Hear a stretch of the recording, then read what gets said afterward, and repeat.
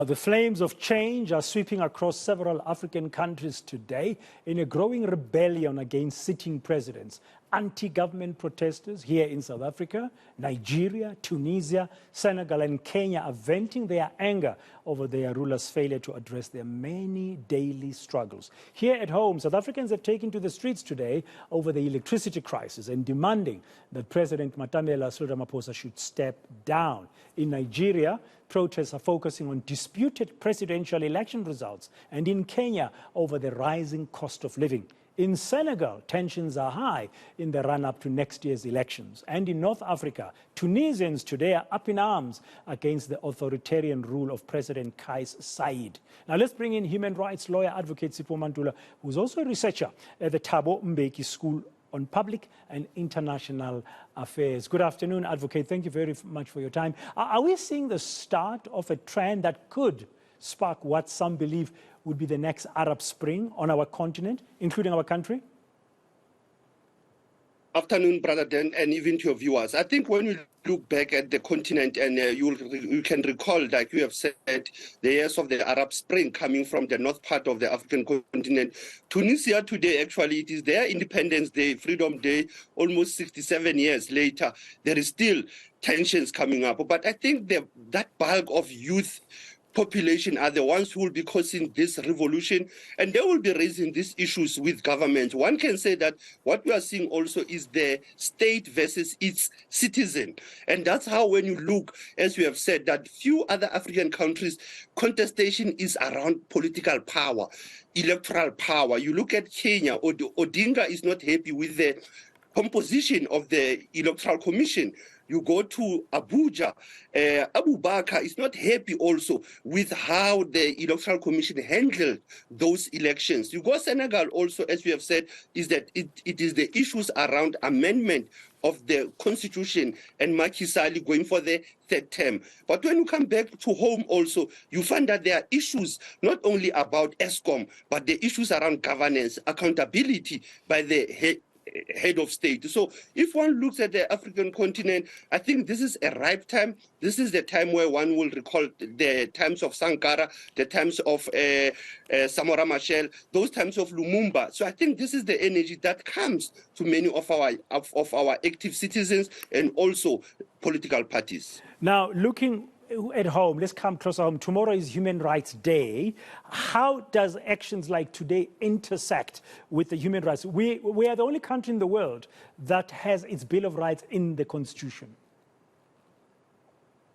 No, correctly. But let's also reflect that being Shavilanga Massacre Month or Day, the issues of basic human rights, the right to protest has been contentious in this country, as people were even not aware of the Regulation of Gatherings Act of 1993 and 1994, that it is important when we link the issues of basic human rights. Yes, it is true that in the African continent we are leading, but we are not doing well in the African continent, if one can suffice to say that, because in the African continent, the African human rights systems talks about rights, responsibilities, duties of the state, and duties of citizens. So it is important, as we link tomorrow's day, that the knowledge and the wisdom of Mangaliso Sobukwe must at least be known by many of our liberation movements and political parties, that when Sobukwe fought the defiance campaign in 1960, and when Sobukwe questioned the issues around the African continent,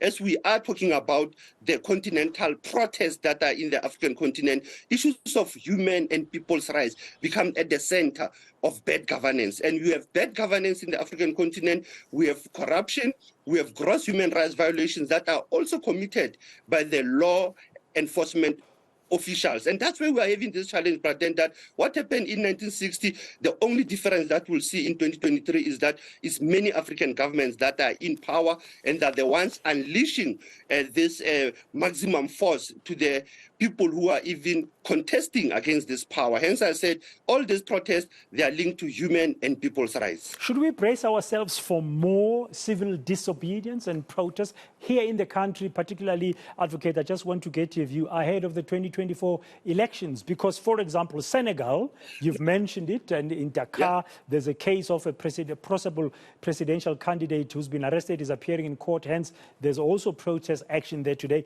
We are going to be having our own general elections next year.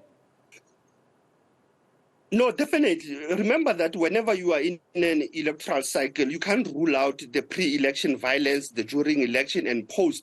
But this violence, we need to pose questions to say, what are the push and the pull triggers of these conflicts when it is also about contestation of political power, but there is no responsibility thereof. So we must expect all this civil protest, which I will assume that they are all about unjust laws.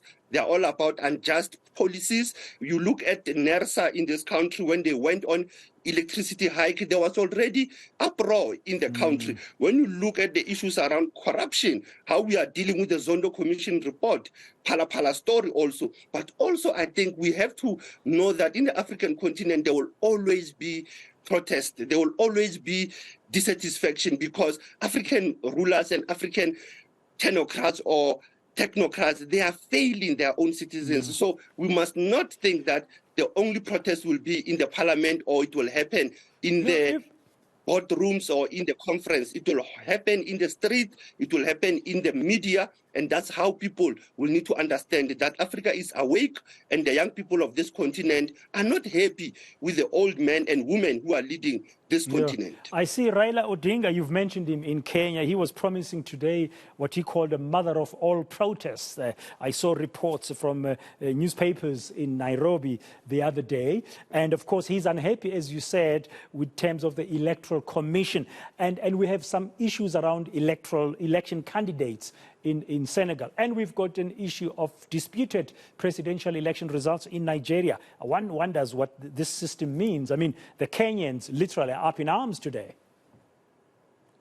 No, correctly. But then for me, it is that the thought that we should think is that why African countries and the African Union doesn't have the mechanism to deal with presidential disputes. But when you look at Kenya, the main issue of Odinga, again, is not all about electoral reforms. It's also around the question of the basic conditions, the living conditions under William Ruto, because it seems William Ruto is aligning himself with the Commonwealth. One will look at that, William Ruto changed from what Uhuru Kenyatta was.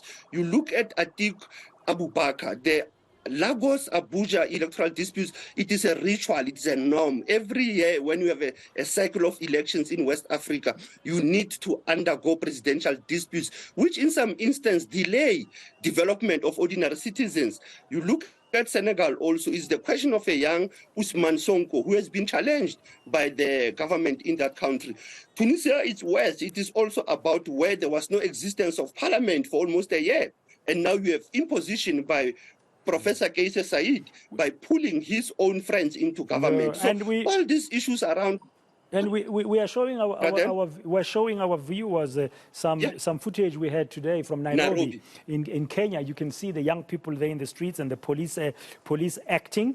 And sometimes, correct me if I'm wrong, South Africa and Kenya are sort of compared to be almost similar in terms of the way the country is run and the democratic dispensation, although Kenya has been independent for quite a long time. What are the lessons, if you are an African leader today, if you are Matamela Cyril Ramaphosa, here is the EFF spearheaded protest action today, which has been joined by other political parties. We saw the PAC marching. We saw African Transformation Movement marching. I'm just mentioning a few that we saw. We saw trade unions marching, including the Trade Union Federation, SAFTU. What are the lessons to take out of this? You've mentioned 3 problems currently on our continent, including here at home, the problems of governance, bad governance, corruption, we know all about that, and sometimes human rights abuse.